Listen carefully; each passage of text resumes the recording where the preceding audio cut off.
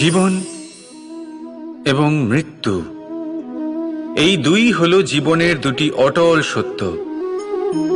যিনি জন্মগ্রহণ করেছেন তিনি মৃত্যু লাভ অবশ্যই করবেন, এই হলো নিয়তি। এবার একটা কথা বলি, মৃত্যু লাভ সবাই করেন, কিন্তু জীবন বাঁচতে সবাই জানেন না। সারা জীবন কেটে যায় কিন্তু জীবন ভালো করে বাঁচতে পারেন না, বুঝতেই পারেন না কি করা উচিত। জীবন বাঁচলেও কিভাবে বাঁচবেন? যদি বাঁচেন তাহলে বাঁচুন সেই প্রদীপের মতো, যে নিজের শিখা দিয়ে অসংখ্য প্রদীপকে জ্বালিয়ে তুলতে পারে, যে নিভে যাবার আগেও অন্ধকারের সাথে লড়তে থাকে। হয়তো সেই জন্যই যেখানে প্রদীপ রাখা হয় সেই জায়গাকে পুজো করা হয়, সেই স্থানকে পবিত্র মানা হয়। একটা কথা ঠিক, মৃত্যু সবার হবে, সে আমি হই, সে আপনি হন বা অন্য কেউ হোক। একদিন এই সংসার থেকে চলে যেতেই হবে। কিন্তু আপনি এই জীবনে কি করেছেন সেটাই হলো গুরুত্বপূর্ণ। আর যিনি জীবন বাঁচতে শিখেছেন তিনি মৃত্যুর পরেও জীবিত থাকেন, তিনি অমর হয়ে যান। আপনিও এটাই করুন আর আমার সাথে ভালোবেসে বলুন, রাধা রাধা। সকলে বলেন এবং আমিও বলি যে মানুষ যেমন সঙ্গে মেলামেশা করেন সেরকমই তার স্বভাব হয়ে যায়। এ হলো সত্য, কিন্তু এটা হলো অর্ধ সত্য। হ্যাঁ, বৃষ্টির ফোঁটা যখন সাপের মুখে যায় তখন তা বিষে পরিণত হয়, তাই যখন ঝিনুকের মধ্যে যায় তখন তা মুক্তোতে পরিণত হয়। কিন্তু কোনো ব্যক্তির স্বভাব এ হলো অত্যন্ত গুরুত্বপূর্ণ। কোনো এক ফুলের কথা ভাবুন, সেই ফুলের সাথে জড়িত সেই কাঁটাগুলোর কথা ভাবুন। সহস্র বছর ধরে সেই কাঁটা ফুলের সাথেই লেগে রয়েছে, কিন্তু আজও সেই বিধেই যায়, সেই যন্ত্রণাই দেয়, সুবাস ছড়ায় না। কেন? কারণ বিধে যাওয়া কাঁটার স্বভাব হয়। এটা বুঝে নিন। সর্বপ্রথম নিজের মনের ভাবকে বদলাতে শিখুন, তারপরই আপনার সঙ্গের প্রভাব পাল্টাতে পারে। আর যদি আপনি এরকম করেন তাহলে আপনার জগৎ প্রশান্তিতে ভরে যাবে। তাহলে আসুন আমার সাথে ভালোবেসে বলুন, রাধা রাধা। আমরা মানুষেরা কি অদ্ভুত, তাই না? যখন ভুল আমরা করি তখন আমরা চাই আপোষ করে নিতে। এই ভুলই যদি অন্য কেউ করে তখন আমরা চাই ন্যায় হোক। কেন? একই পরিস্থিতিতে দুই রকম আচরণ কেন? দেখুন, যদি আপোষ, ন্যায়, প্রতিকার বা প্রতিঘাতের বদলে আমরা শুধু এবং শুধুমাত্র প্রেম দিয়ে ভরিয়ে তুলি, তাহলে না আমাদের আপোষ করে নেবার আশা থাকবে, না ন্যায় পাবার আকাঙ্ক্ষা। কারণ মানুষ আপোষ বা ন্যায় তখনই চান যখন কিছু নেবার থাকে, কিন্তু প্রেমে তো সবকিছু অর্পণ করে দেওয়া হয়। মনে রাখবেন, সব থেকে বড় আপোষ আর সব থেকে বড় ন্যায় শুধুমাত্র ভালোবাসা। তাহলে আসুন আমার সাথে ভালোবেসে বলুন, রাধা রাধা। যে কোনো বস্তুর বা প্রাণীর আকার, স্থিতি, পরিস্থিতি বা শক্তি দেখে আপনি কি তার ক্ষমতার অনুমান করতে পারবেন? কখনোই না। আসুন আমি আপনাকে উদাহরণ দিই একটা তলোয়ারের। সেই তলোয়ার যার দ্বারা আপনি অনেক বড় বড় যুদ্ধ জেতেন, বড় বড় রাজাদের পরাস্ত করতে পারেন। এবার আপনি যদি এই তলোয়ার কাউকে দেখিয়ে তার থেকে তার বস্ত্র ছিনিয়ে নেন, তাহলে দেখবেন যখন সেই বস্ত্র ছিঁড়ে যায় তখন একটা ছোট্ট সূচি চমৎকার করতে পারে। তখন এই তলোয়ার কোনো কাজে লাগবে না। সেইভাবেই একটা মাছ কখনো বনে গিয়ে শিকার করতে পারে না, আর সেইভাবেই সিংহ জলের রাজা হতে পারে না। প্রত্যেকের নিজের নিজের দুর্বলতা রয়েছে, প্রত্যেকের নিজের নিজের শক্তি রয়েছে। আর এই প্রকৃতি সবাইকে এইভাবেই বানিয়েছে যে প্রত্যেকের মধ্যে কোনো না কোনো বিশেষ গুণ অবশ্যই থাকে। তাই যদি আপনি নিজের মধ্যে বা অন্যদের মধ্যে শুধুই দোষ দেখতে পান তাহলে একটু ওপর থেকে দেখুন। সবার মধ্যে বিশেষ গুণ খুঁজে দেখতে শুরু করুন। আপনি বুঝবেন আপনি নিজেও কত বিশেষ আর অন্যরাও কত বিশেষ। আপনি বুঝবেন এই সংসার, এই প্রকৃতি হলো কতটা বিশেষ। তাহলে আসুন আমার সাথে ভালোবেসে বলুন, রাধা রাধা। আপনাকে একটা প্রশ্ন জিজ্ঞাসা করি, জল কোথায় কোথায় পাওয়া যায়? কেউ বলবেন সাগরে, কেউ বলবেন ঝর্ণাতে, সরোবরে, নদীতে। আর এই সবকটা উত্তরই সঠিক। আর এদের মধ্যে সবকটা জায়গাতেই কি পাওয়া যায়? জল। ঠিক সেইভাবেই মানুষের যে কোনো স্বরূপই হোক না কেন, তাতে বাস করেন স্বয়ং পরমাত্মাই। সেই পরমাত্মা যিনি ভালোবাসার বাণী শুনে থাকেন, ভালোবাসার ভাষা বুঝতে পারেন, তিনিই জানেন। এবার সে মাতা দেবকী হোক বা মাতা যশোদা, এই যাত্রা তো শুধুমাত্র মমতার। এবার সে রুক্মিণী হোক বা রাধা, যাত্রা সেই ভালোবাসারই। তাই শুধু ভালোবাসার উপরে মনোনিবেশ করুন, নিজের ব্যবহার প্রেমময় করে তুলুন। আপনার প্রত্যেকটা সম্পর্ক, প্রত্যেকটা বন্ধন পবিত্র হয়ে উঠবে। তাই আসুন আর আমার সাথে ভালোবেসে বলুন, রাধা রাধা। অনেক সময় মানুষ অতীতকে দেখেন আর তখন অহংবোধে পরিপূর্ণ হয়ে ওঠেন। কখনো বর্তমানের দিকে তাকান, ভবিষ্যতের দিকে তাকান আর পরিতৃপ্তিতে ভরে ওঠেন। কেন বুঝতে পারেন না একটা সহজ কথা? এই যে সৃষ্টি, এই সৃষ্টি হলো একটা বড় চক্র, যা বারংবার আপনার কাছে ফিরে আসবেই। কঠিন থেকে কঠিনতর পরীক্ষায় আপনাকে নিযুক্ত করবে, যাতে আপনাকে উত্তীর্ণ হতেই হবে। যা কাল ছিল তা আজ নেই, এটা সবাই জানেন। যা আজ আছে তা হয়তো কাল থাকবে না, এটাও আপনাকে মেনে নিতে হবে, তাও আবার হাসি মুখে। শান্ত থাকতে শিখুন আর কখনোই মনের মধ্যে অহংকার উৎপন্ন হতে দেবেন না। হতে শিখুন সেই হিমবাহের মতো। হয়তো এই জন্যই এত শীতল থাকে, কারণ ও জানে গতকালও জল রূপে ছিল, আজ বরফ রূপে হয়তো আছে, কিন্তু কাল পুনরায় সে জলেই পরিণত হবে। নিজেকে শান্ত রাখুন। হয়তো আজ আপনি সাফল্যের শিখরে আছেন, হয়তো বা নেই। আপনাকে প্রত্যেক দিন অবশ্যই দেখতে হবে। শুধু নিরন্তর প্রচেষ্টা করতে থাকুন, প্রত্যেক পরিস্থিতির জন্য তৈরি থাকুন, আর একে ভারসাম্যে রাখতে শিখুন। আপনার কাল হোক, আজ হোক বা আগামীকাল, আপনার ভালো দিন হোক বা খারাপ দিন, সব পবিত্র হয়ে যাবে।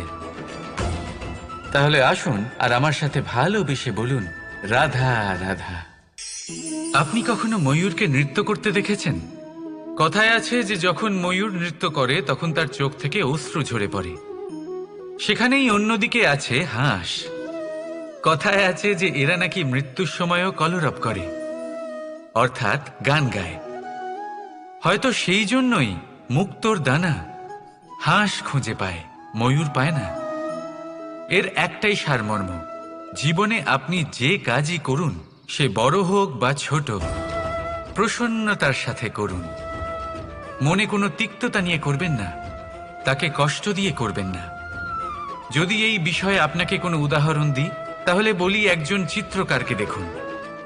চিত্রকার নিজের ছবি যে রং দিয়েই ভরিয়ে তোলেন, সেই রঙই প্রতিচ্ছবি হয়ে তার শিল্পকে রঙিন করে তোলে।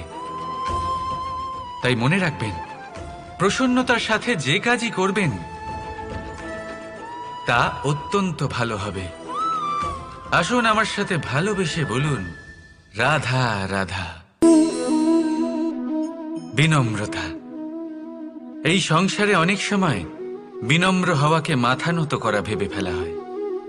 আপনি অনেকবার মানুষকে এটা বলতে শুনে থাকবেন যে আমি কখনো কারোর সামনে মাথা নত করি না, কখনো নত হই না, আমি ভেঙে যাব কিন্তু কারোর সামনে নিচু হব না। এবার দেখুন, এই সমস্ত কথা মনের মধ্যে অহংকার উৎপন্ন করে। অহংকার মানুষকে তার পতনের দিকে নিয়ে যায়। একটা গুরুত্বপূর্ণ কথা বুঝে নিন, কারোর সামনে বিনীত হবার মানে এটা নয় যে সামনের মানুষ আপনার থেকে বেশি প্রভাবশালী বা তা হয়ে উঠছেন। এটার মানে এটাও নয় যে আপনি হেরে গেছেন বা হার স্বীকার করে নিচ্ছেন। বুঝে নিন, বেশিরভাগ সময় বিনীত তিনিই থাকেন যিনি আপনার থেকে উঁচু স্থানে আছেন। তাই আপনাকে সেভাবেই কথা বলতে হয়। কারোর সামনে বিনীত হলে, নিচু হলে আপনার স্থান ছোট হয়ে যায় না, কিন্তু আপনার সামনের ব্যক্তির মনে আপনার জন্য সম্মান আর ভালোবাসা অবশ্যই বাড়ে। আপনার অস্তিত্ব বিশাল হয়ে ওঠে। তাহলে নির্বাচন হলো আপনার। কি চয়ন করবেন? বিনম্রতা নাকি অহংকার? রাধা রাধা। জলরাশির সাথে আমার প্রেম চিরন্তনের। তা সে মথুরার যমুনা নদীই হোক বা দ্বারকার সমুদ্রই হোক। সমুদ্রের ধারে চলতে চলতে যখন সেই কোমল ঢেউ পা ছুঁয়ে যায়, আহা, ক্লান্তি যেন দূর হয়ে যায়। আমাদের মধ্যে একটা শক্তির জন্ম দেয়, মনকে উৎফুল্ল করে তোলে। সেই ঢেউয়ের বিষয় কি আপনারা কখনো ভেবেছেন? এই ঢেউই যখন তটে আসে, ছোট পাথরের সাথে ধাক্কা খেয়ে বিক্ষিপ্ত হয়ে যায়। আর এমন এক সময়ও আসে যখন এই ঢেউই এত ভয়ঙ্কর হয়ে ওঠে যে সবকিছু ধ্বংস করে দেয়, সবকিছু নষ্ট করে দেয়। এর একটা সারমর্ম রয়েছে, একটা অত্যন্ত গুরুত্বপূর্ণ শিক্ষা রয়েছে, যে কখনো কাউকে দুর্বল মনে করবেন না, কখনো না। কারণ এই দুর্বলতা যখন তার প্রকৃত শক্তির রূপ দেখায়, প্রবল বিনাশ সৃষ্টি করে। তাই কারোর বিনম্রতার, কারোর কোমলতার সর্বদা সম্মান করতে শিখুন। রাধা রাধা। কথায় আছে, মানুষের উচিত দৃঢ়তার সাথে পদক্ষেপ নেওয়া। যেখানে পা ফেলবেন সেই মতোই পথ নির্বাচন হবে, সেই মতোই লক্ষ্য নির্ধারিত হবে। কিন্তু শুধুই কি পদক্ষেপের দিকে নজর রাখা যথেষ্ট? না, এর থেকে অনেক বেশি গুরুত্বপূর্ণ হলো আচরণ। যেমন আপনার আচরণ হবে, ঠিক সেই মতোই আপনার পদক্ষেপ হবে। যদি আপনার আচরণ সঠিক হয়, শ্রেষ্ঠ হয়, তাহলে দেখবেন আপনি পর্বতের শিখরেও পৌঁছে যেতে পারবেন। কিন্তু যদি সঠিক না হয়, তাহলে ওই শিখর থেকে নিচেও পড়ে যেতে পারেন। হ্যাঁ, গতির জন্য পদক্ষেপের উপর নজর রাখা গুরুত্বপূর্ণ, কিন্তু প্রগতির জন্য আচরণই হলো গুরুত্বপূর্ণ। তাছাড়া সম্ভব নয়। আসুন আমার সাথে ভালোবেসে বলুন, রাধা রাধা। এই সংসারে এমন কোনো পর্বত নেই যা এতটাই উঁচু যে মানুষ তার শিখরে পৌঁছতে পারবে না, তাকে অতিক্রম করতে পারবে না। এই সংসারে এমন কোনো সাগর নেই যা কিনা এতটাই গভীর যেখানে মানুষ তার তলদেশে পৌঁছে ফিরে আসতে পারবে না। একটা ছোট্ট বরফের টুকরো পর্বতের শিখরে গলে গিয়ে বইতে থাকে, আর দেখতে দেখতেই তা মহানদী গঙ্গায় পরিবর্তিত হয়। এর কারণ কি? এর কারণ হলো প্রচেষ্টা, প্রারব্ধ নয়। এই প্রচেষ্টাই সুনিশ্চিত করে যে আপনার প্রারব্ধ কি হবে। এই সমস্ত কিছু হলো প্রচেষ্টা আর প্রারব্ধের খেলা। আপনার প্রচেষ্টা যেরকম হবে, আপনার প্রারব্ধ সেরকমই হবে। আর আপনার প্রচেষ্টা যদি উচ্চ মানের হয়, তাহলে প্রারব্ধকে আপনার সামনে নত হতেই হবে। কি বলেন? তাহলে আসুন আমার সাথে ভালোবেসে বলুন, রাধা রাধা। ভাবনা, এই ভাবনা সত্যি হয়ে সামনে আসে, এটা হলো কঠোর সত্যি। কারণ ভাবনাই হলো সেই বীজ যা সত্যরূপী সেই চারাকে জন্ম দেয়, তাকে বিকশিত করে। এবার ভাবুন, যদি এই বীজ কাঁটা গাছের হয়, তাহলে তা ছায়া দেবে না, তা শুধুই কাঁটা প্রদান করবে। সেইখানেই যদি এই বীজ বট গাছের হয়, তাহলে তা এমন এক গাছে পরিণত হবে যা অনেক বছর ধরে অনেক মানুষকে ছায়া প্রদান করবে, পাখিদের বাসা হবে। সেইভাবেই এই ভাবনা, যদি এই ভাবনা নিচু মানের হয়, তাহলে আপনাকে আশঙ্কিত করবে। যদি এই ভাবনা উচ্চ মানের হয়, তাহলে আপনাকে সমাধান দেবে। সেই জন্য ভেবেচিন্তে নিজের এই ভাবনা চয়ন করুন। এই ভাবনা আপনাকে আশঙ্কাও দিতে পারে, সমাধানও দিতে পারে। কি নির্বাচন করবেন আপনি, শঙ্কা নাকি সমাধান? নিচু মানের ভাবনা নাকি বড় মাপের ভাবনা? সিদ্ধান্ত আপনার। আসুন আমার সাথে ভালোবেসে বলুন, কখনো কোনো বৃক্ষকে দেখেছেন? এই ধরিত্রী থেকে ততটুকুই জল নেয় যতটুকু তার প্রয়োজন। কোনো প্রাণীকে দেখুন, এই প্রকৃতি থেকে ততটুকুই খাবার গ্রহণ করবে যতটুকু তার খিদে রয়েছে। খিদে মিটে গেলে আর খাবে না।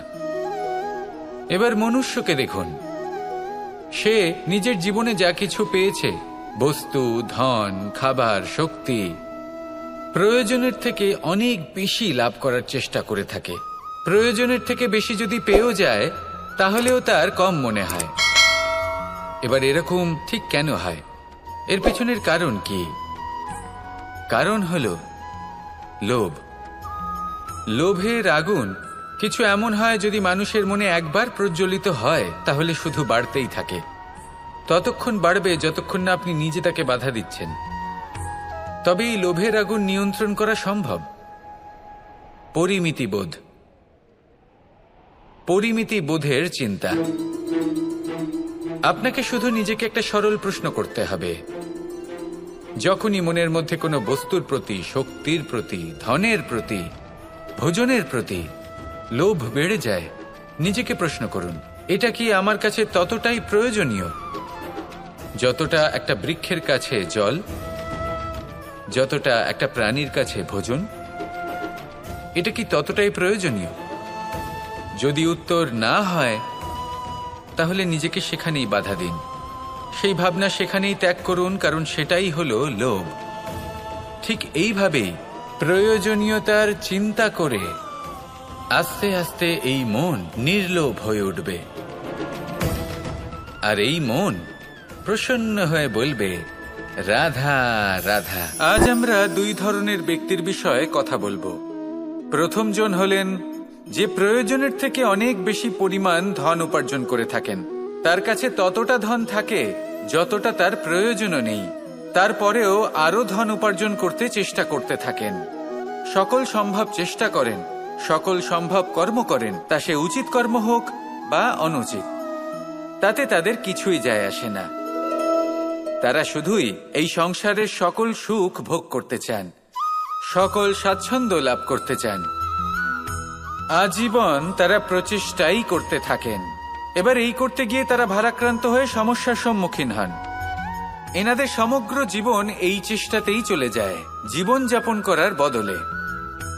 অন্যদিকে আরেকজন ব্যক্তি, যিনি জানেন তার প্রয়োজন কতটুকু, আর শুধুমাত্র সেই পরিমাণ ধন অর্জন করেন, তার থেকে বেশি একটুও নয়। উনি যদি দুবেলা খেতে পান, মাথা গোজার ঠাঁই পেয়ে যান, সেটাই পর্যাপ্ত। তাতেই তিনি আনন্দে জীবন যাপন করেন, না কোনো বৃথা চিন্তা করেন, না কোনো বৃথা কষ্ট করেন। এবার আমি আপনাদের জিজ্ঞেস করব, এই দুই ব্যক্তির মধ্যে আপনি কোন ব্যক্তি হতে চাইবেন? বেশিরভাগ মানুষ এটাই বলবেন যে আমরা সেই দ্বিতীয় মানুষ হতে চাই যারা সন্তুষ্ট।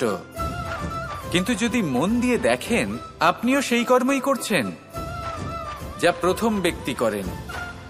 আপনারা সবসময় চেষ্টা করে চলেছেন, এটাও লাভ করতে হবে, ওটাও লাভ করতে হবে, আমার এটারও প্রয়োজন, ওটারও প্রয়োজন। আপনি অনেক কিছু লাভ করেছেন, কিন্তু প্রশ্ন এটাই যে আপনার কি সেই সবকিছুর প্রয়োজন রয়েছে?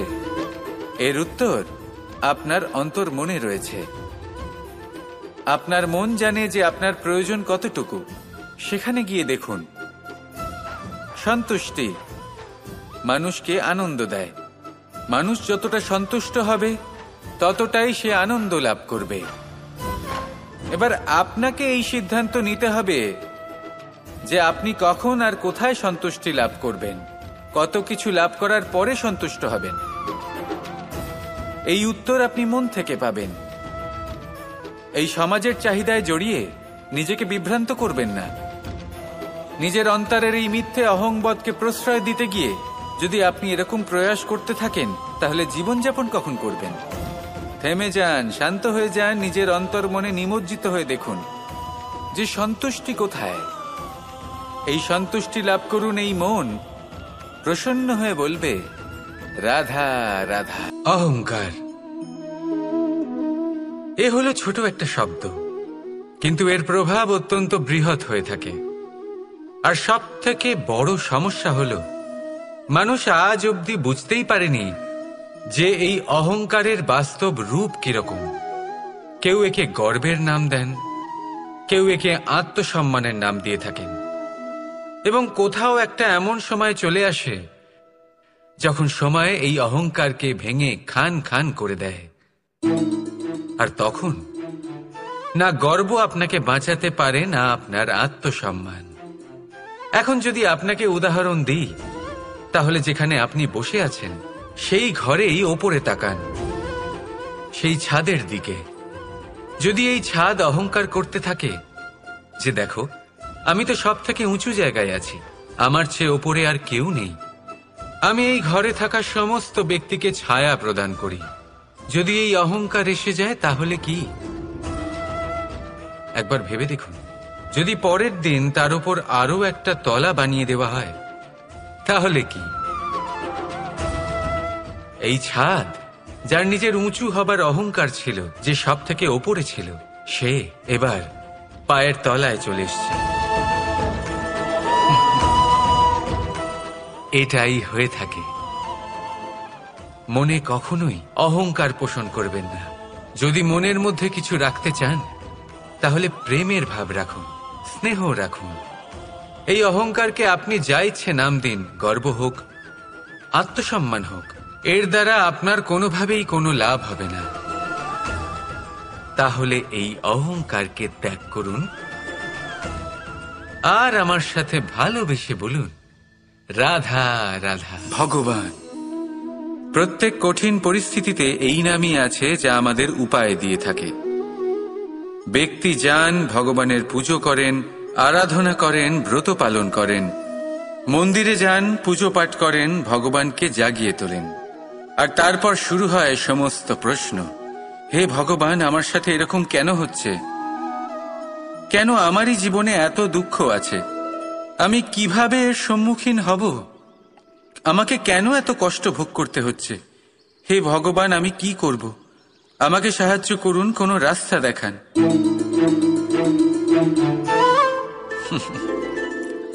চলুন আমি আপনাকে একটা প্রশ্ন করি।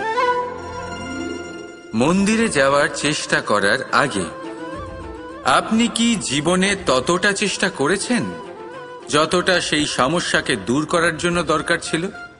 দ্বিতীয় প্রশ্ন, ভগবানকে জাগানোর পূর্বে আপনি কি নিজেকে জাগিয়ে তুলেছেন? আপনি কি আলস্য ত্যাগ করেছেন? তৃতীয় প্রশ্ন, ভগবানকে জিজ্ঞাসা করার আগে আপনি কি নিজেকে জিজ্ঞাসা করেছেন যে আমি কেন এত অসফল হচ্ছি? যদি না করে থাকেন, তাহলে সবার আগে এটা করুন। আপনি সমস্ত প্রশ্নের উত্তর পাবেন, সমস্ত বিপদের পরিত্রাণ পাবেন। অন্য কোথাও নয়, নিজের ভেতরে তাকিয়ে দেখুন। চেষ্টা করুন নিজেকে জাগিয়ে তোলার। আপনি সফল অবশ্যই হবেন, কারণ এই পরমাত্মা, ওই পরমেশ্বর, ওই পরব্রহ্ম আপনার মধ্যেই তো আছে। রাধা রাধা। এটা হলো একটা সাদা পাতা। এবার এতে আমি যাই লিখব সেটাই এর অস্তিত্ব হবে। এতে আমি প্রেমের কিছু কথা লিখে একে প্রেমপত্র বানিয়ে তুলতে পারি। মাতা পিতার জন্য একটা শুভ সংবাদ লিখতে পারি। শত্রুর বিষয়ে সতর্ক করব বলে সেনাকে একটা সংবাদ লিখতে পারি। দ্বারকাবাসীর জন্য কোনো সংবাদ পাঠাতে পারি। যাই লিখব এই পত্র সেটাই হয়ে উঠবে। সেই রকমই হলো আমাদের জীবন। আমরা যেমন কর্ম আমরা করব, আমাদের অস্তিত্ব এবং ব্যক্তিত্ব ঠিক তেমনই হয়ে উঠবে। যদি আপনি একটা অসাধারণ, উজ্জ্বল এবং সম্মানজনক জীবনযাপন করতে চান, তাহলে তার একটা রহস্য আপনাকে বলি। যেমন কথন হবে, কর্ম তেমন হবে। অর্থাৎ যতটুকু বলেছেন ততটুকুই করুন, আর যতটুকু করেছেন ততটুকুই বলুন। এই একটা নিয়ম যদি আপনারা পালন করেন, তাহলে এই সংসারের সমস্ত পণ্ডিত আপনাকে অবশ্যই সম্মান করবেন। তাহলে এটাই করুন আর আমার সাথে ভালোবেসে বলুন, রাধা রাধা। আমি রথে যাত্রা করি, তাতে বারবার পথে থামি আর দেখি যে আমি অনুচিত দিকে যাচ্ছি না তো, আমি উচিত পথেই যাচ্ছি তো। কারণটা কি? কারণ হলো যাতে আমি পথভ্রষ্ট না হয়ে যাই। জীবনযাত্রাতেও এটাই প্রয়োজন। জীবনযাত্রায় ভোগবিলাসের পথে হারিয়ে যাওয়া খুব সহজ। বারবার থেমে আপনাকে দেখতে হবে, নিজেকে কিছু প্রশ্ন করতে হবে। আমি কি আজ সেই কর্মই করছি যেটা আমি করতে চেয়েছিলাম? আমি কি আজ সেই জীবন যাপন করছি যেমন আমি যাপন করতে চেয়েছিলাম? যদি এই প্রশ্নগুলোর উত্তর হ্যাঁ হয় তাহলে এগোতে থাকুন, নয়তো থেমে যান এবং বিচরণ করুন। মনে রাখবেন, এই সংসার অত্যন্ত জটিল আর এতে হারিয়ে যাওয়া অত্যন্ত সরল। সেই জন্য নিজে থেকে বারবার থামা এবং জীবন চিন্তন করা অত্যন্ত আবশ্যক। তাহলে সেটাই করুন আর আমার সাথে ভালোবেসে বলুন, রাধা রাধা। আমি এখানে একা এই বনে বসে আছি, বাঁশি বাজাচ্ছি। কার জন্য? কে আছেন এখানে? কেউ নেই। আমার প্রজা, আমার রাজ্য, আমার পরিবার আমার থেকে অনেক দূরে আছেন। আমি এখানে একা এই বনে বসে এই আকাশের এই রঙের, গাছের এই সব ফলের, মাটির সুবাসের আনন্দ উপভোগ করছি। কেন? আমি হলাম দ্বারকাধীশ।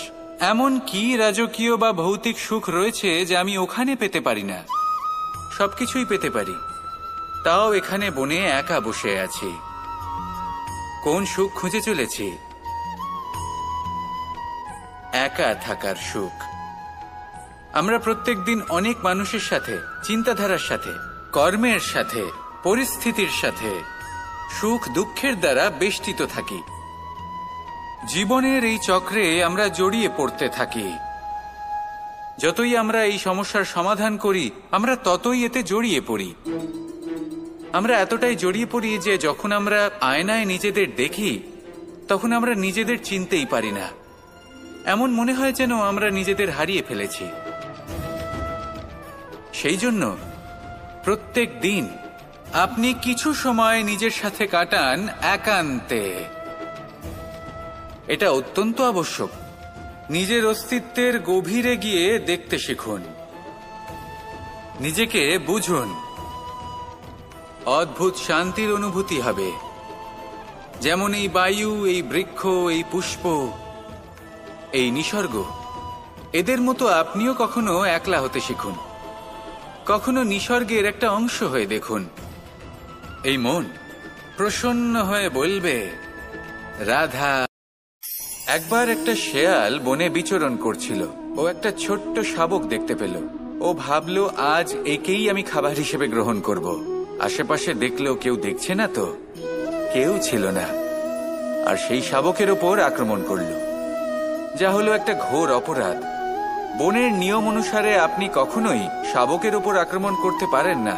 তারপর এই খবরটা যখন রাজা সিংহ জানতে পারলেন, সভার আয়োজন করলেন। কিন্তু সেখানে শেয়াল বলল, আমি তো এরকম কিছু করিনি। কিন্তু যদি আপনি এরকম বলেন, কোনো প্রমাণ দিন, এর কোনো সাক্ষী আছে? তখন রাজা সিংহ পেঁচাকে ডেকে পাঠালেন, যে সেই মুহূর্তে বৃক্ষের শাখার ওপর বসেছিল। সে সব কিছু দেখেছিল। পেঁচা সব সত্যি কথা বলল, আর শেয়ালকে মৃত্যুদণ্ড দেয়া হলো। এবার এই কাহিনী আমি আপনাকে কেন শোনালাম? কারণ মানুষও কখনো কখনো এরকম কর্ম করেন যা শিয়াল করেছে। এটা ভাবেন কেউ দেখছে না, যখন আমি অনুচিত কর্ম করতেই পারি। কিন্তু না, আপনি যাই করুন না কেন, কেউ না কেউ অবশ্যই তা দেখছে। কোনো ব্যক্তি না হলেও কোনো প্রাণী, না হলে কোনো যক্ষ বা দেব বা প্রেত। যদি এনারা কেউ না দেখেন, তাহলে ধরিত্রী মাতা দেখেন, যেখানে দাঁড়িয়ে আপনি সেই কর্ম করছেন, তাই না? তাই একটা কথা সবসময় মনে রাখবেন, কে দেখছেন কে দেখছেন না সেই বিষয়ে ভাবা ছেড়ে দিন। এটা খুব সহজ কথা। আপনি যদি উচিত কর্ম করেন, উচিত ফল পাবেন। যদি অনুচিত কর্ম করেন, তাহলে আপনি অনুচিত ফল অবশ্যই পাবেন। সেই জন্য উচিত পথে চলতে থাকুন, উচিত কর্ম করতে থাকুন, আর আমার সাথে ভালোবেসে বলুন, রাধা রাধা। বাহ, পুষ্পের সুবাস আমার খুব ভালো লাগে। অত্যন্ত সুন্দর হয় এই পুষ্প। এইভাবে চারিদিকে পুষ্প দেখে মন আনন্দিত হয়ে ওঠে। এবার আপনারা ভেবে দেখুন, আমার চারিদিকে পুষ্প নয়, আগুন আছে। তাহলে কি হবে? আমার শরীর কি জ্বলে যাবে না? অবশ্যই জ্বলবে। শরীরকে কি আগুনের তাপ সহ্য করতে হবে না? অবশ্যই সহ্য করতে হবে। এটাই হলো প্রকৃতির নিয়ম। এই নিয়ম কিন্তু আমরা সবাই জানি, কিন্তু আমাদের মধ্যে বেশিরভাগ মানুষ এই বিভ্রান্তি নিয়ে বাঁচি যে এই যে প্রকৃতির নিয়ম, তা আমার ওপর প্রযোজ্য নয়। তা কিন্তু নয়। আমাদের চতুর্দিকে এই যে নিসর্গ রয়েছে, আমরা তার কতটা ক্ষতি করি সেটা একবার ভেবে দেখুন। আমরা বনাঞ্চল জ্বালিয়ে দিই, বায়ু দূষিত করি, জল দূষিত করি, প্রাণীদের হত্যা আমরা করি। কেন? এই নিসর্গ আমরা নষ্ট করি, যদিও আমরা জানি যে আমরাও হলাম এই নিসর্গেরই অংশ। এবার দেখুন, শরীরের কোনো অংশে যদি আগুন ধরান, আস্তে আস্তে সমস্ত শরীরও জ্বলে যাবে। সেইভাবেই নিসর্গ যদি নষ্ট হয়ে যায়, তাহলে মনুষ্য জাতিও নষ্ট হয়ে যাবে। তাই এই যে নিসর্গ আপনি দেখছেন, এই পুষ্প, এই বৃক্ষ, বায়ু, জল, এদের সকলকে রক্ষা করুন, নষ্ট নয়। মনে রাখবেন, যদি নিসর্গ থাকে মানুষ থাকবে, যদি নিসর্গ থাকে তাহলেই জীবন থাকবে। আসুন আমার সাথে ভালোবেসে বলুন, রাধা রাধা। পাণ্ডবরা বন থেকে এসেছিলেন। ওনাদের কাছে না কোনো ধন ছিল, না কোনো সম্পদ, না বিদ্যা। নিজের পরিশ্রমের দ্বারা ওনারা বিদ্যা অর্জন করেছিলেন, আর তার দ্বারাই সম্পদ অর্জন করলেন আর ধনও অর্জন করলেন। এই পাণ্ডব ছিলেন অত্যন্ত কুশল এবং শক্তিশালী। যুধিষ্ঠির নিজের পরিশ্রম দ্বারা এমন জ্ঞান অর্জন করেছিলেন যে এই সংসার ওনাকে ধর্মরাজ যুধিষ্ঠির অভিহিত করেছিল। দেখতে গেলে পাণ্ডবদের কাছে সবকিছুই ছিল, কিন্তু যখন বিষয় এলো আরো ধন লাভ করার, তখন যুধিষ্ঠির, যিনি পাণ্ডবদের মধ্যে জ্যেষ্ঠ, তিনি সকল পাণ্ডবদের সাথে দ্যুতক্রীড়ায় অংশগ্রহণ করে ফেললেন। এর ফলে না শুধু ধনলক্ষ্মী, ধর্মলক্ষ্মী, বিবেক লক্ষ্মীকেও হারালেন, আর শুধু তাই নয়, নিজের গৃহলক্ষ্মী দ্রৌপদীকেও হারিয়ে ফেললেন। এর কারণ কি?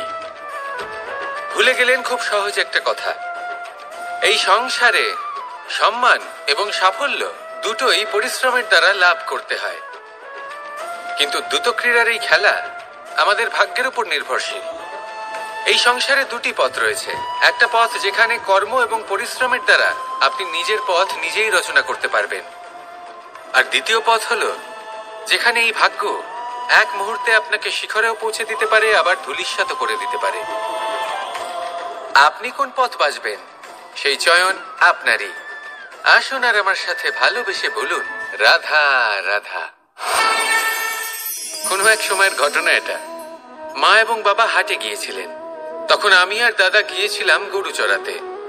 আমরা বাড়ি ফিরে এলাম, আর মা সেই সময় একটা কাজ করতেন। যখনই হাটে যেতেন, দরজা তালা বন্ধ করে যেতেন। উনি খুব ভালো করে জানতেন যে যদি ওনার এই মাখন চোর সঠিক সময়ে পৌঁছে যায়, তাহলে এক ফোঁটাও মাখন আর অবশিষ্ট থাকবে না। এবার ঘটনা কিছুটা এরকম হলো যে মা আর বাবা মাঝে মাঝে হাটে যেতেন, তাই মাঝে মাঝে এই দরজা তালা বন্ধ করতে হতো। যখন মা আর বাবা ফিরে এলেন, তখন বাবা ভুলে গিয়েছিলেন যে এই চাবির গোছা থেকে ঠিক কোন চাবিটা দরজার তালা খোলার জন্য উপযোগী। উনি চেষ্টা করতে শুরু করে দিলেন। একটার পর একটা চাবি দিয়ে উনি চেষ্টা করতে থাকলেন, কিন্তু সেই দরজার তালা তো খুলতেই চাইছিল না। ওনার মাথা থেকে ঘাম পড়তে শুরু করলো। তখন মা বললেন যে তালা ভেঙে দেওয়া যাক। মা চলে গেলেন, আর বাবা বললেন, না না দাঁড়াও, আর কিছু চাবি বাকি আছে, এটা হয়তো খুলতে পারবো। মা হাতুড়ি নিয়ে চলে এলেন সেই তালা ভাঙার জন্য, আর তখনই বাবা শেষ চাবিটা প্রয়োগ করলেন, আর দরজার তালা খুলে গেল। যদি উনি চেষ্টা না করতেন, তাহলে এই তালাটাও ভেঙে যেত আর চাবিটাও নষ্ট হয়ে যেত, ঠিক কিনা?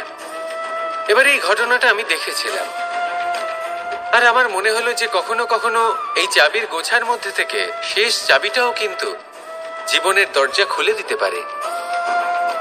সেজন্য আপনি যদি জীবনে সাফল্য লাভ করতে চেষ্টা করেন, নিজের লক্ষ্যে পৌঁছতে চান, তাহলে হার মানবেন না।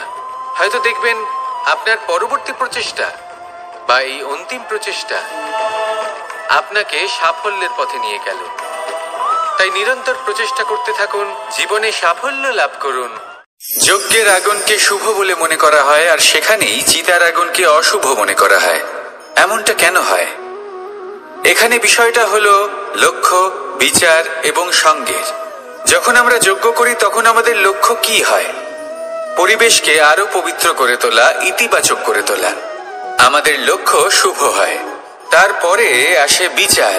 এই পরিস্থিতিতে সেই বিচার হলো অগ্নি। স্ফুলিঙ্গ থেকে তীব্র আকার ধারণ করে সমস্ত কাঠকে পুড়িয়ে দেয় এবং সুগন্ধ ছড়িয়ে দেয়। অর্থাৎ যদি আপনার লক্ষ্য শুভ হয়, তাহলে তার নিজেই শুভ বিচারধারাকে আমন্ত্রণ জানায়। এই শুভ বিচার তখনই আসবে যখন আপনার সংকল্প শুভ হবে। অন্যদিকে হলো চিতার আগুন। এর লক্ষ্য কি? একটা দেহকে পরধামে পৌঁছে দেওয়া।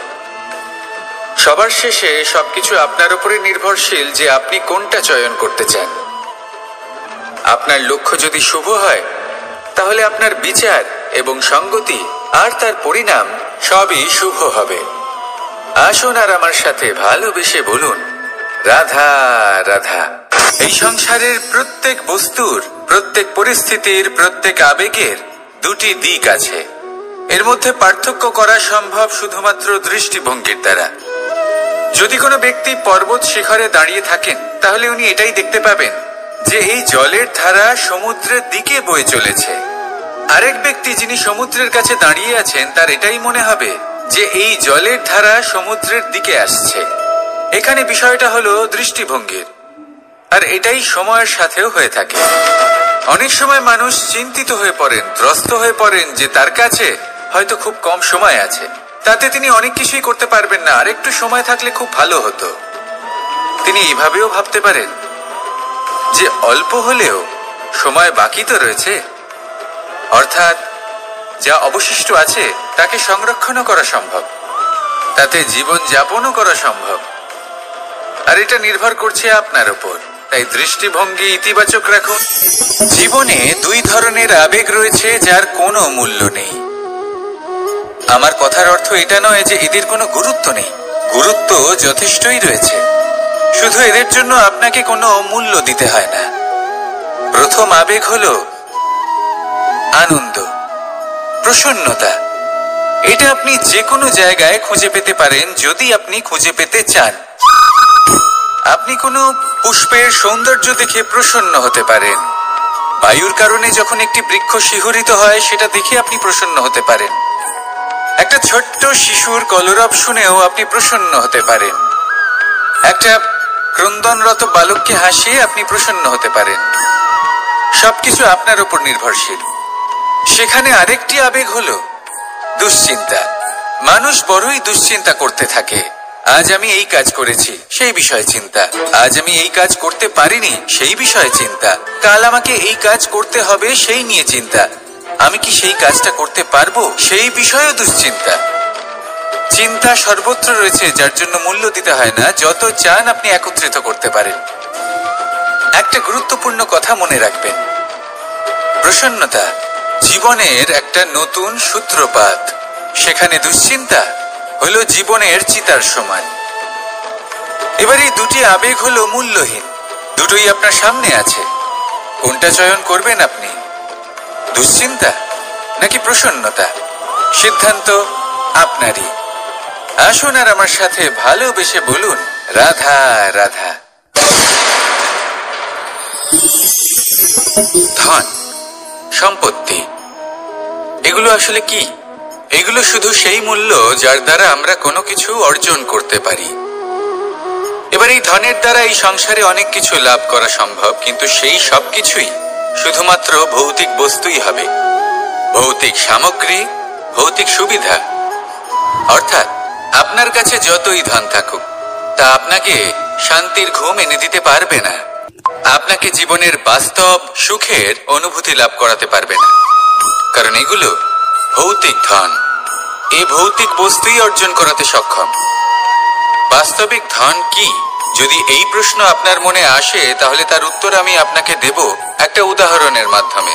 কখনো আপনি শুনে থাকবেন যে একজন পিতা আজীবন অনিষ্ট করেন, অনর্থ করেন, খারাপ কাজ করেন শুধু ধন অর্জনের জন্য। তিনি ভাবেন যে আমি ধন অর্জন করব আর নিজের সন্তানকে একটা উজ্জ্বল ভবিষ্যৎ প্রদান করব, একটা সুখ স্বাচ্ছন্দ্যময় জীবন দান করব। এবার সন্তান যখন জন্ম লাভ করে তখন সে ভাগ্যের জোরে সেই ধন ভোগ করে। যেরকম সে পায় সেরকমই তার ব্যবহার সে করে। কখনো আপনি এটাও দেখে থাকবেন যে সেই সন্তান সমস্ত ধন নষ্ট করে ফেলে, আর সেই পিতা যিনি সমস্ত ধন সঞ্চয় করেছেন, যিনি সেই ধনের প্রভু, আজ সেই ধনের প্রহরী হয়ে রয়েছেন। এবার এরকম কেন হয়? এরকম তখনই হয় যখন সেই পিতা বুঝতেই পারেন না যে তার জীবনের আসল ধন কি। সেই আসল ধন তার সন্তানকে সে দিতেই পারে না। যদি পিতা তার সন্তানকে কর্মের জ্ঞান দিতে পারেন, উচিত কোনটা অনুচিত কোনটা সেই শিক্ষা দিতে পারেন, সংস্কারের প্রকৃত শিক্ষা দিতে পারেন, তবে সেটা ধনের থেকে অনেক বেশি গুরুত্বপূর্ণ। এটাই হলো জীবনের বাস্তব ধন। আপনি সেই কথা তো অবশ্যই শুনে থাকবেন, কুসন্তান হলে ধন সঞ্চয় করে কি হবে, সুসন্তান হলে ধন সঞ্চয় করে কি হবে। সন্তান যদি কুপুত্র হয় তাহলে সব নষ্ট করে ফেলবে, আর সন্তান যদি সুপুত্র হয় তাহলে ধন থাকুক না থাকুক সে নিজেই কর্মের পথে অগ্রসর হয়ে ধন অর্জন করবে আর নিজের জন্য এক উজ্জ্বল ভবিষ্যৎ গড়ে তুলবে। তাই সন্তানকে সম্পদ দেওয়ার আগে কর্মের জ্ঞান দান করুন, সুশিক্ষা দিন, কারণ এটাই হলো জীবনের প্রকৃত ধন। আসুন আর আমার সাথে ভালোবেসে বলুন রাধা।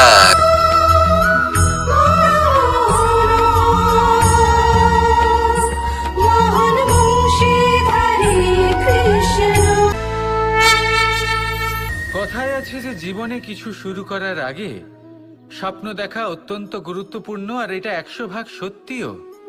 কিন্তু কিছু মানুষ স্বপ্ন দেখা শুরু না হয় করে দেন, কিন্তু তারপর থামেনি না। স্বপ্ন দেখতেই থাকেন, তারা ভাবতেই থাকেন, কর্ম করেন না। এমন সময় আপনাকে নিজেকে জাগিয়ে তুলতে হবে, নিজেকে বলতে হবে যে এবার উঠে কর্ম করার সময় এসে গেছে। কারণ আপনারা যদি অত্যাধিক বিচার করতে থাকেন, স্বপ্ন দেখতে থাকেন, তাহলে উঠে কিছুই করতে পারবেন না। আপনি শুধু একটা কাজ করুন, উঠে কর্ম করা আরম্ভ করে দিন। তারপর ভেবেচিন্তে ধীরে ধীরে নিজের কর্মকে দিশাও দিন আর তাকে উচিত গতিও দিন। কারণ এটাই হলো সাফল্যের মূল মন্ত্র। না শুধু কর্ম করুন না ভাবনা চিন্তা করে, আর না শুধু ভাবুন কর্ম না করে। সাফল্যের মূল মন্ত্র হলো এর ভারসাম্যে। তাহলে এটাই করুন, সাফল্যকে লাভ করুন, আর আমার সাথে ভালোবেসে বলুন রাধা রাধা। বাজ পাখিকে পক্ষীরাজ বলা হয়। বাজের আয়ু হলো মোটামুটি 70 বছর।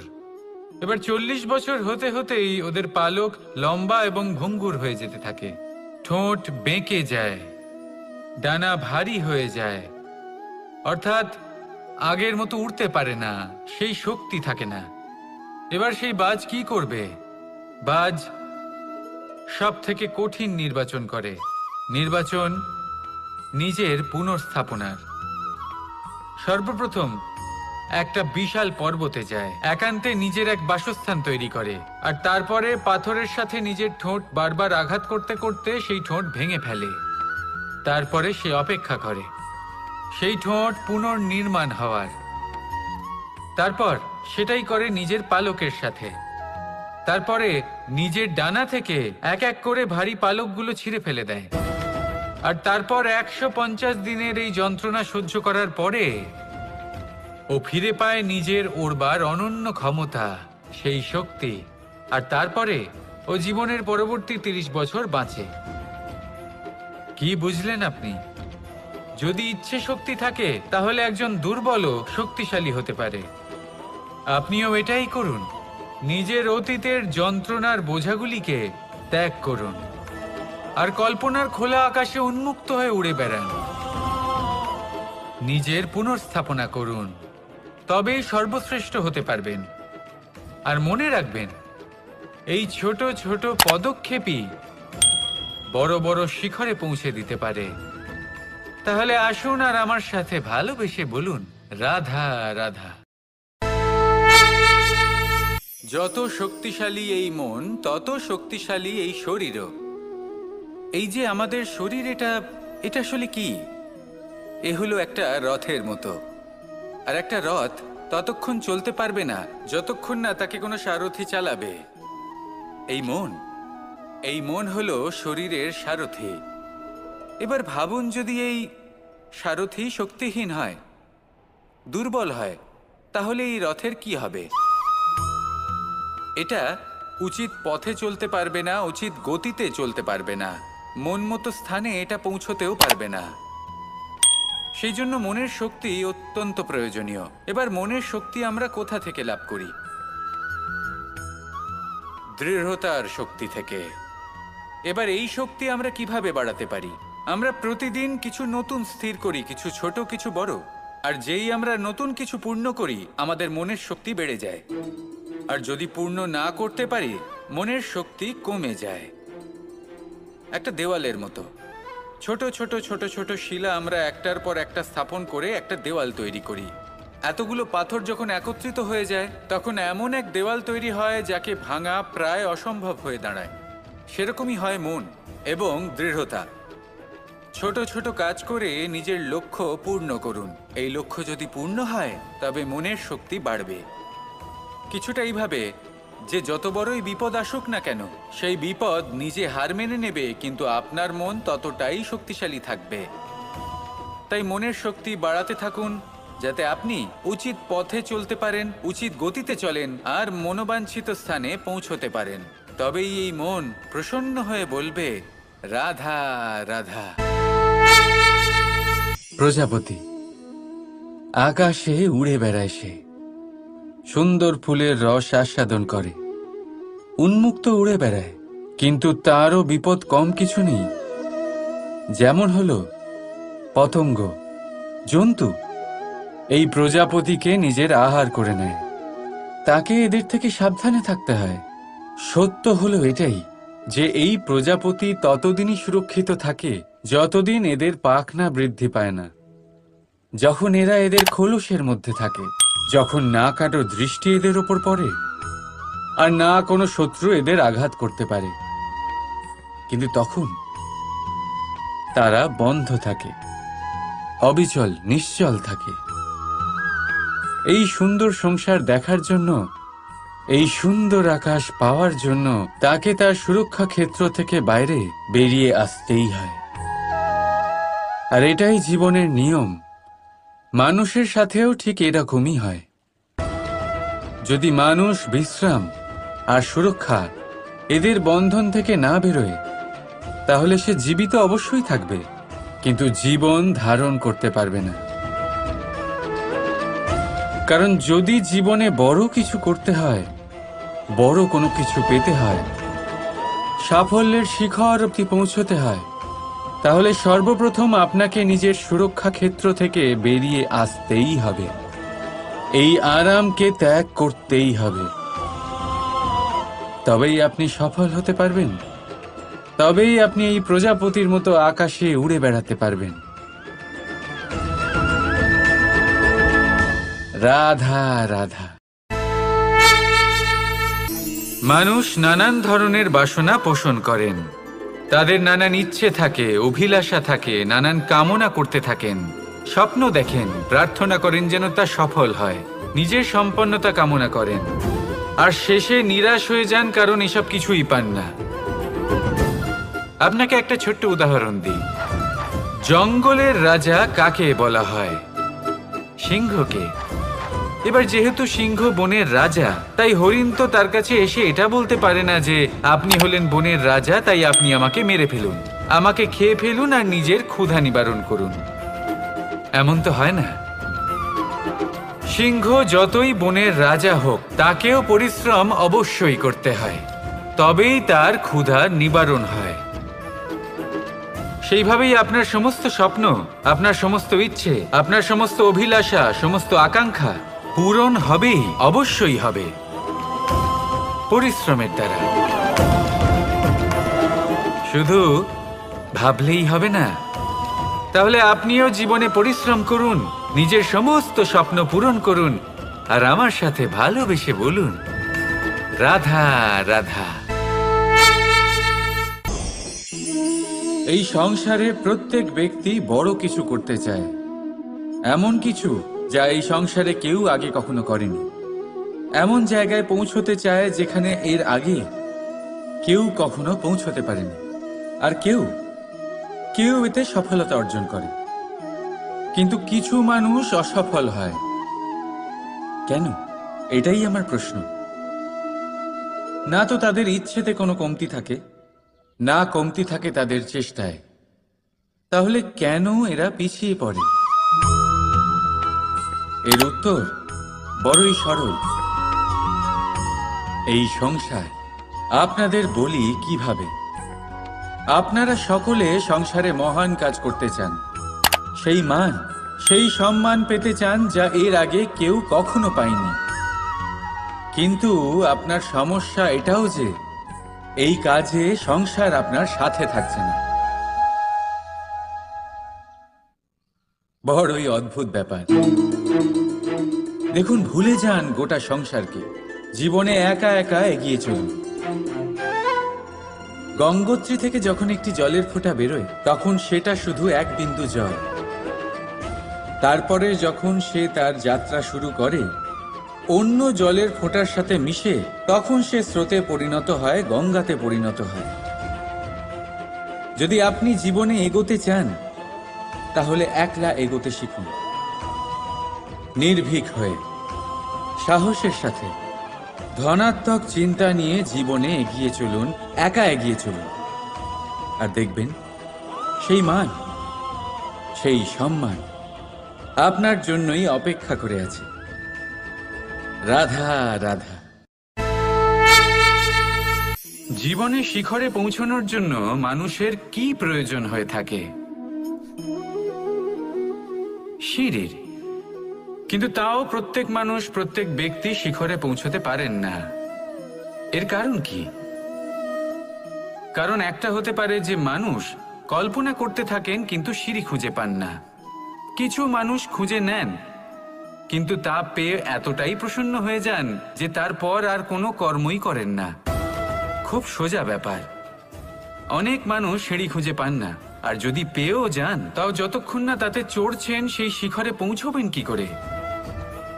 যতক্ষণ না আপনি পরিশ্রম করছেন, যতক্ষণ না সেই সিঁড়িতে আপনি চড়ছেন, যতক্ষণ না ক্লান্ত হচ্ছেন, আপনার পায়ে হাঁটুতে ব্যথা না হচ্ছে, ততক্ষণ এই শিখরে পৌঁছানোর সৌভাগ্য লাভ করতে পারবেন না।